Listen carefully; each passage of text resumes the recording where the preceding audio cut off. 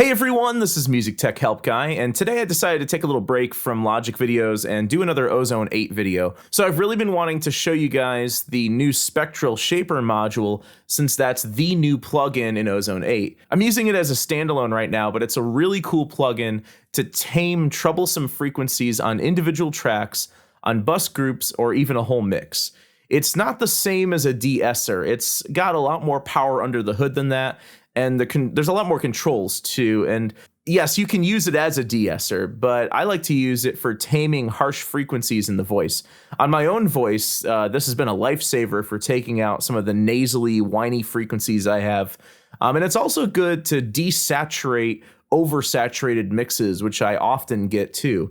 So today I'm using it on some female rock vocals. She's an awesome singer, but the E and I vowels, she gets a little overly present, and I really feel those frequencies kind of ringing in my head, and not in a pleasant way. It's especially apparent in the chorus, so let me play that for you first. And by the way, I have all of these vocals, they're all running into a bus. Actually, all the verse vocals and the chorus vocals are running into one aux track. They're bused to an aux track. So I've got the Spectral Shaper on that aux track, and it's affecting all of the vocals. But right now I'm going to bypass it so you don't hear the Spectral Shaper at all.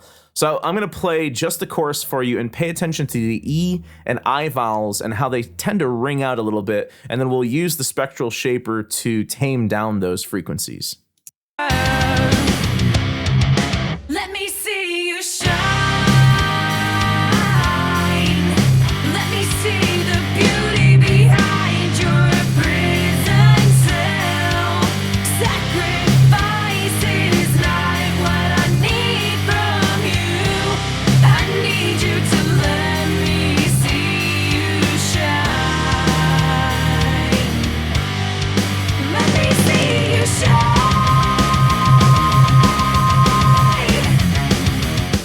And the thing is, I don't want to just pull her vocals down. I want them to be present in the mix. I just want to tame down those E and I frequencies that are sort of in the nasally range. So the first thing that you do, I've unbypassed it, so now it's active, is you can select where you want to emphasize this compression, because that's really what it is. It's compression on a single band. So what I'm going to do is I'm just going to set a range as to where I think it is. Now you can sweep it around. You can also, first of all, let me solo out the vocal mix bus here. And I'm going to play that chorus again. And I'm going to sweep this around, and I'm going to try to find the range where that whininess is. Now you can also solo this while you're sweeping it around, so you just hear this range. Let me see you shine.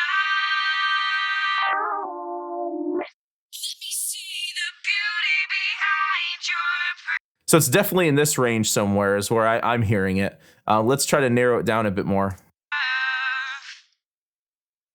me see you shine.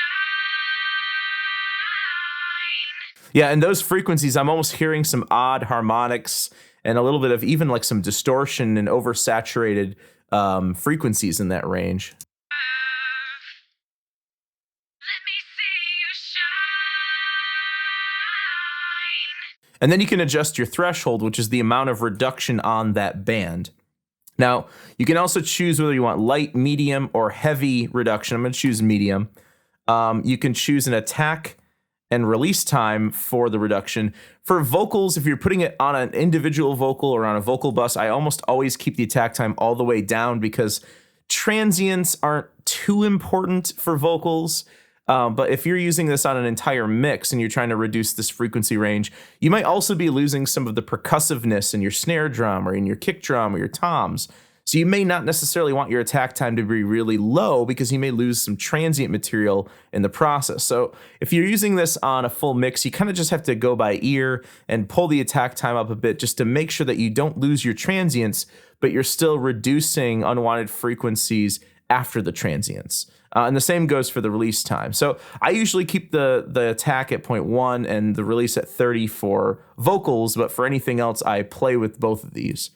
And then the tone just adjusts the vocal timbre, the timbre in general, of the processing. So you sweep it around, you find a spot you like. Let me just play this back again.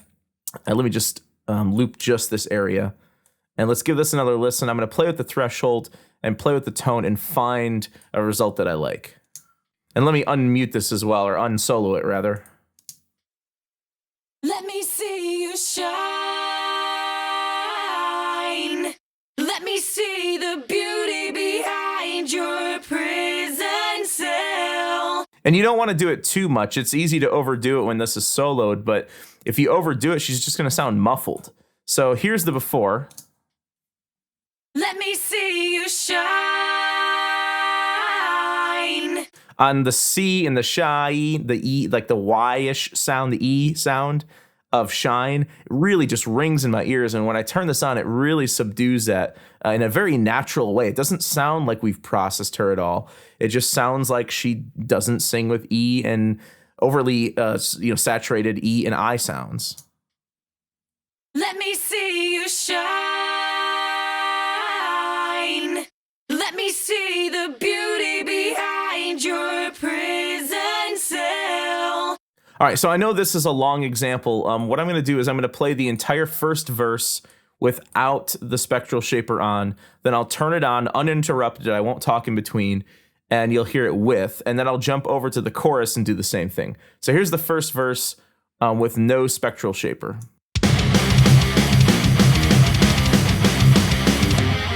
Communication is your deprivation. You screamed a million crying words into my ears, but nothing ever seems to come together. I've been tying up 1,000 dying ends for you. The more you strive for your perfection, the further from it you will stray. I know what it's like to sacrifice everything when everything is just never good enough. Communication is your deprivation. You screamed a million crying words into my ears, but nothing ever seems to come together. I've been tying up 1,000 dying ends for you. The more you strive for your perfection, the further from it you will stray. I know what it's like to sacrifice everything when everything is just never good enough. And there you go. She's been smoothed out quite a bit. She's not necessarily that much quieter, so we can still keep her up in the mix. And it really makes those ringing frequencies very, very tolerable. Let's do the same thing with the chorus. So again, this is the chorus without. I won't interrupt, and then I'll kick it in so you can hear the before and after. Let me see you shine. Let me see the beauty behind your prison cell. Sacrifice is not what I need from you. I need you to let me see you shine. Let me see you shine.